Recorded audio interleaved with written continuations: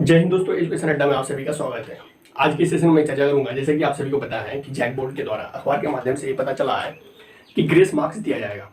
तो वहीं इसी मसले पर बात करूंगा कि आखिर क्या है ग्रेस मार्क्स। बहुत सारे सवाल जो है इस प्रकार के विद्यार्थियों के मन में चल रहा है कि किस आधार पर दिया जाएगा ग्रेस मार्क्स। तो मिनिमम और मैक्सिमम क्या रहेगा ग्रेस मार्क्स, ग्रेस मार्क्स का फायदा किन को मिलेगा, किन बच्चों को मिलेगा, किन बच्चों को नहीं। इनके बाद क्वेश्चन आता है कि ग्रेस मार्क्स किस आधार पर दिया जाएगा। इन सारे सवालों के एक एक करके जवाब आप लोगों को मैं दूंगा। पूरे सवालों का जवाब जो है विस्तार पूर्वक मैं चर्चा करूंगा। तो जैसा कि देख पा रहे हैं, पहला क्वेश्चन है क्या है ग्रेस मार्क्स। तो ग्रेस मार्क्स ऐसे समझ लीजिए कि बोनस मार्क्स। बोनस मार्क्स कहने का मतलब कि मान लीजिए आप किसी सब्जेक्ट में, जैसे मान लीजिए मैथमेटिक्स में हुआ, मैथमेटिक्स में मान लीजिए आपने लिखकर आपने थ्योरी पेपर में जो है 55 नंबर लिख के लाया अपने मेहनत के बल पर, लेकिन जैक बोर्ड ने क्या किया, बोले कि चलिए 5 नंबर आपको एक्स्ट्रा दिया जाता है। यानी अतिरिक्त मार्क्स को ही बोनस मार्क्स कहा जाता है। अगर आसान भाषा में समझा जाए तो जैसे बिहार या फिर यूपी वगैरह में क्या होता है कि स्टूडेंट लाइफ में हम लोग क्या करते हैं, सब्जी खरीदने जाते हैं, है ना। तो जब सब्जी खरीदने जाते हैं तो क्या होता है कि जैसे कोई सब्जी लिए, जैसे बैगन लिए या फिर आलू लिए, तो सब्जी वाला क्या होता था कि अलग से जो है आपको धनिया पत्ती फ्री में दे देता था। यानी कोई भी सब्जी आप खरीदते थे तो धनिया पत्ती थोड़ा सा दे दिया या मिर्चा जो है फ्री में दे दिया। तो वही चीज हुआ कि आपने जो पैसा लगाया उनका जो सामान तो मिला ही, लेकिन साथ में धनिया पत्ती और मिर्चा भी फ्री में मिल गया, तो आपको बोनस के रूप में एक तरह से मिल गया।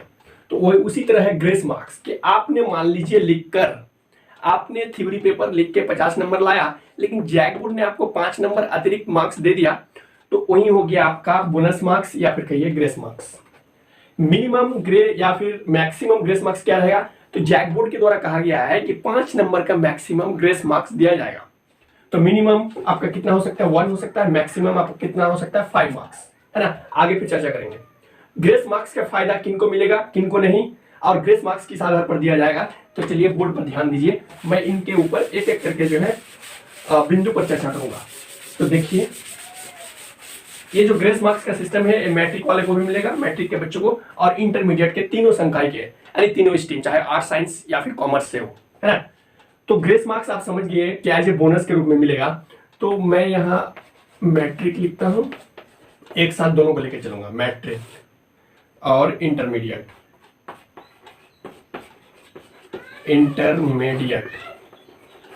इंटरमीडिएट में आपका intermediate of arts, intermediate of commerce, intermediate of science, इसमें तीनों स्ट्रीम आ गया।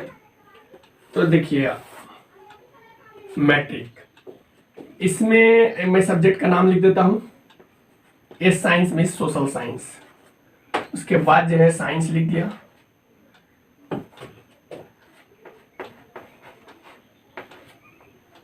साइंस लिख दिया, मैथमेटिक्स लिख दिया, और इंग्लिश लिख दिया, और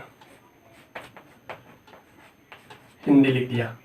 कोई बच्चे इंग्लिश रखते हैं मेन में, नहीं तो कोई बच्चे संस्कृत रखते हैं मेन में, है ना। यानी आपको ध्यान में रखना है कि 5 सब्जेक्ट का आप एग्जाम देते हैं, 2 3 4 5।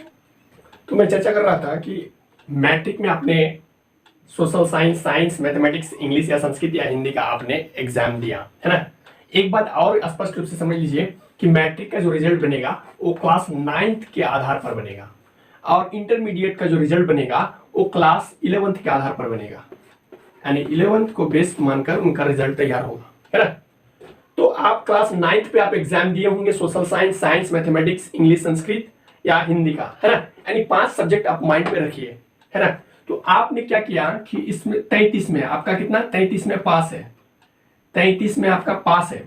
एक चीज और यहां समझ लेते हैं, 33 में आप पास होते हैं, 45 से यदि सभी सब्जेक्ट में है तो आप सेकंड डिवीजन माने जाएंगे, और 60 से ऊपर है तो आपको फर्स्ट डिवीजन माना जाता है ना। यानी 33% पास, 45% से एबव सेकंड डिवीजन, और 60% से एबव फर्स्ट डिवीजन, है ना।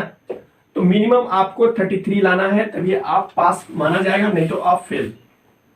तो 33 आपने इसमें लाया, 33 इसमें भी लाया, 33 इसमें भी लाया, 33 इसमें भी लाया, मिनिमम मार्क्स को मैं लेकर चलता हूं। लेकिन मान लीजिए हिंदी पेपर में आपने 30 लाया, 30 लाया, है ना। तो 1 2 3 4 5 5 सब्जेक्ट हो गया, आपने 1 2 3 4 4 सब्जेक्ट में आपने पास कर लिया, लेकिन ये आपका जो चौथा 5वां पेपर है इस पे आपने फेल कर गया, 3 नंबर के लिए आपका फेल माना जाएगा। तो जैक बोर्ड ने क्या किया कि ऐसे बच्चों को ग्रेस मार्क्स दिया जाएगा, मैक्सिमम 5 मार्क्स, मिनिमम 1 मार्क्स। तो इनको पास होने के लिए कितने नंबर चाहिए? 3 नंबर यदि ग्रेस मार्क्स इन पे ऐड कर दिया जाता है तो ये बच्चे पास हो जाएंगे, है ना। यही फॉर्मूला चाहे पास के संदर्भ में हो या फर्स्ट डिवीजन के संदर्भ में हो या सेकंड डिवीजन के संदर्भ में हो, ये आपका ग्रेस मार्क्स लागू होगा। तो आप समझ गए, मान लीजिए आप 33 नहीं, इसमें मान लीजिए आपने 60 लाया, मान लीजिए इस पेपर में आपने सोशल साइंस में 60 लाया, आपने साइंस पे 65 लाया, आप मैथमेटिक्स में जो है आप 50 लाए, और आप जो है इंग्लिश में मान लीजिए आप 45 लाए। तो इस सब सब्जेक्ट में आप अच्छा नंबर लाए हैं, लेकिन देखा गया कि 5वां सब्जेक्ट में आप कितना लाए? 30 नंबर लाए, है ना। तो देखिए कि 4 सब्जेक्ट में अच्छा नंबर है, लेकिन 5वां पेपर में आपका नंबर कम है, तो यहाँ 3 नंबर का ग्रेस मार्क्स देके आपको पास कर देगा, है ना। फिर टोटल ऐड कर लीजिए, 3 नंबर, यहाँ 33 नंबर हो गया, 3 नंबर ग्रेस मार्क्स देके बाकी सबको ऐड कर लीजिए, जितना होगा आपका उनके आधार पर 5 से डिवाइड कर दीजिए, परसेंटेज बन जाएगा, है ना। यही फॉर्मूला, ये तो हुआ कि पास के संदर्भ में कि जो बच्चे फेल हो रहा है वैसे बच्चों को, लेकिन जैकबोर्ड के द्वारा ये स्पष्ट नहीं किया है कि मान लीजिए आप 3 सब्जेक्ट में पास कर गए और 2 सब्जेक्ट में फेल है, तो 2 सब्जेक्ट में यदि फेल है तो ऐसे में आपको ग्रेस मार्क्स का कोई व्यवस्था नहीं है, प्रबंधन नहीं है, है ना।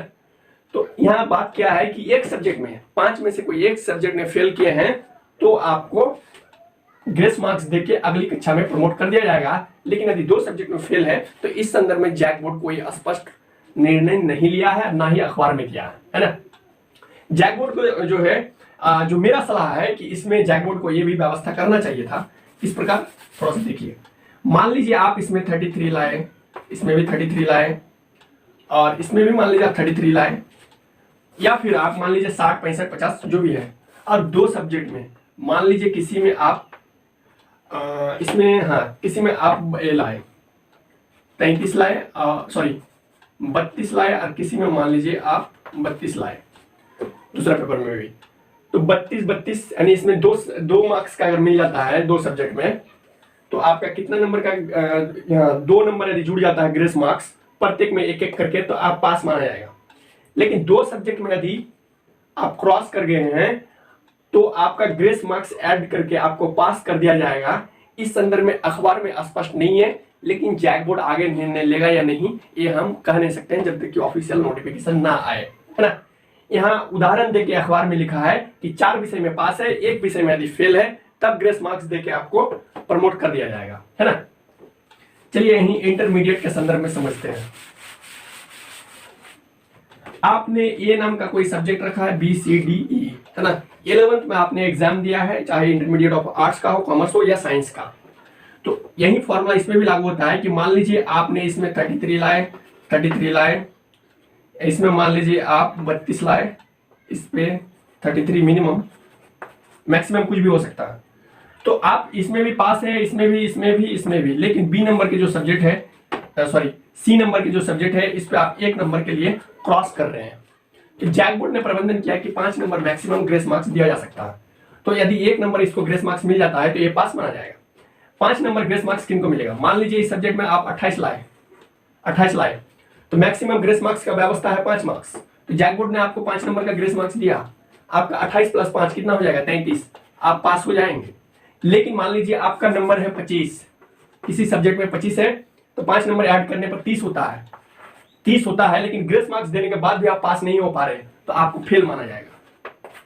यही चीज मैट्रिक में भी लागू होता है कि 4 सब्जेक्ट में मान लीजिए आप पास है, अब 5वां सब्जेक्ट में आप 25 नंबर लाए हैं, अब ग्रेस मार्क्स 5 नंबर देखिए 30 नंबर पुरता है, तो भी आपको फेल माना जाएगा।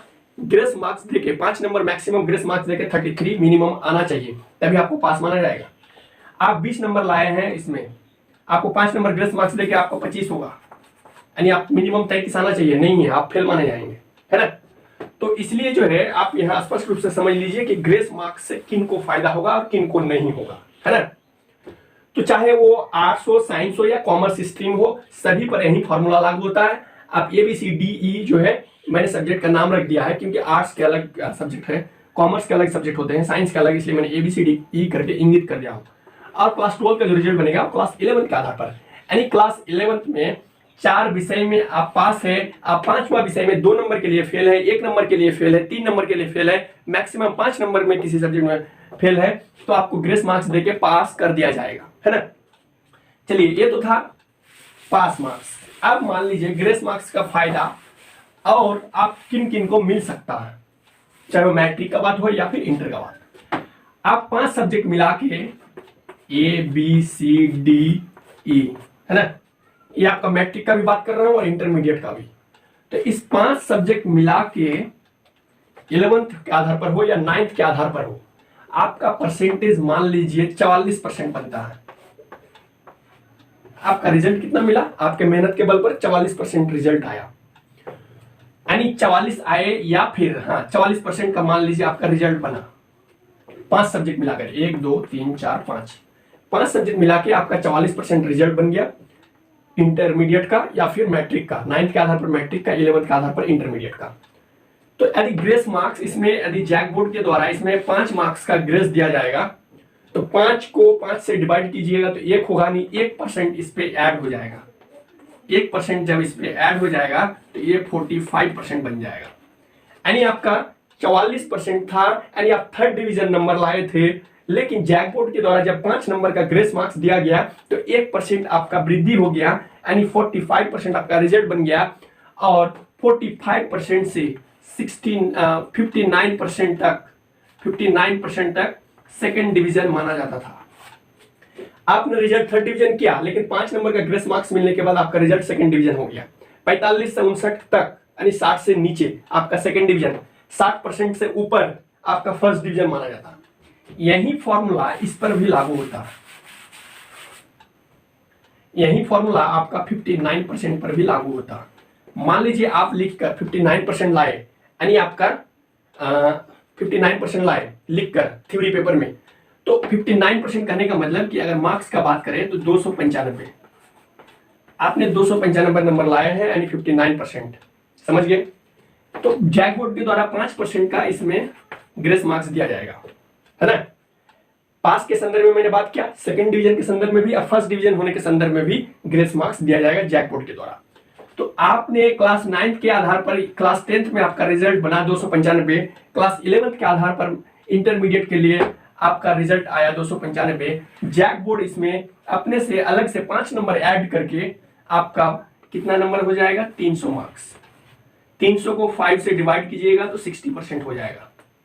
तो आपका इसमें जब 1% इसमें जब वृद्धि होगा तो कितना हो जाएगा, 60%, और 60% हो गया मतलब आपका फर्स्ट डिवीजन होगा। तो आपका फेल के संदर्भ में यदि आपका 32% आपका रिजल्ट बनता है टोटल, तो 5 नंबर का ग्रेस मार्क्स देके 1% का वृद्धि होगा, 33% होगा, आप पास हो जाएंगे।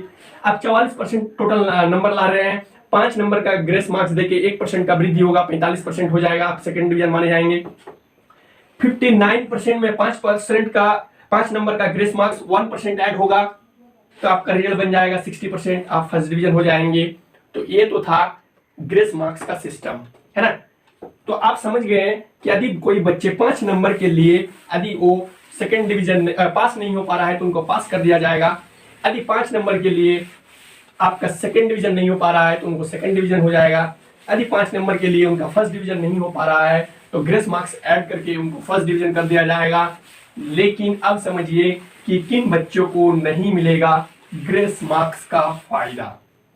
जो बच्चे 2 सब्जेक्ट में फेल किए हैं उनको नहीं मिलेगा। जो बच्चे 3 सब्जेक्ट में फेल किए हैं उनको क्लास 9th पे या 11th में 2 सब्जेक्ट में फेल किए हैं उनको फायदा नहीं मिलेगा। 3 सब्जेक्ट में फेल किए हैं उनको फायदा नहीं मिलेगा। 4 सब्जेक्ट में फेल किए हैं फायदा नहीं मिलेगा। 5 सब्जेक्ट में फेल किए हैं आपको फायदा नहीं मिलेगा। जो बच्चे 300 से पार लाए हैं, मान लीजिए 300 नंबर लाए हैं, अपने से 310 नंबर लाए हैं, 315 नंबर लाए हैं, 350 नंबर लाए हैं, तो ऐसे बच्चे तो ऑलरेडी फर्स्ट डिवीजन है। इस संदर्भ में जैक बोर्ड नहीं कहा है कि आप यदि ऑलरेडी फर्स्ट डिवीजन है, आपका नंबर अच्छे मार्क्स से आप पास कर चुके हैं तो ग्रेस मार्क्स दिया जाएगा। इस संदर्भ में जैक बोर्ड कुछ स्पष्ट रूप से नहीं कहा है। यानी ऐसे बच्चों को फायदा नहीं मिलेगा क्योंकि ये अपने बल पर ऑलरेडी फर्स्ट डिवीजन लाया है, उन बच्चों को ग्रेस मार्क्स से फायदा होगा जो किसी कारणवश पास नहीं हो पा रहे थे, जो बच्चे किसी कारणवश सेकंड डिवीजन नहीं हो पा रहा था, जो बच्चे 5 नंबर के चलते फर्स्ट डिवीजन नहीं हो पा रहा था, वैसे बच्चों को ग्रेस मार्क्स का फायदा मिलेगा, है ना। और जिन बच्चों का ऑलरेडी 300 पार है, 60% से एबव है, ऑलरेडी फर्स्ट डिवीजन है, वैसे बच्चों को ग्रेस मार्क्स का फायदा नहीं मिलेगा अकॉर्डिंग टू अखबार के मुताबिक, है ना। जैक बोर्ड निर्णय लिया है इस विषय में, जो है सरकार पूरी तरह से सारी तैयारी कर लिया है। बहुत जल्द आपका जैक का रिजल्ट जो है पब्लिश किया जाएगा।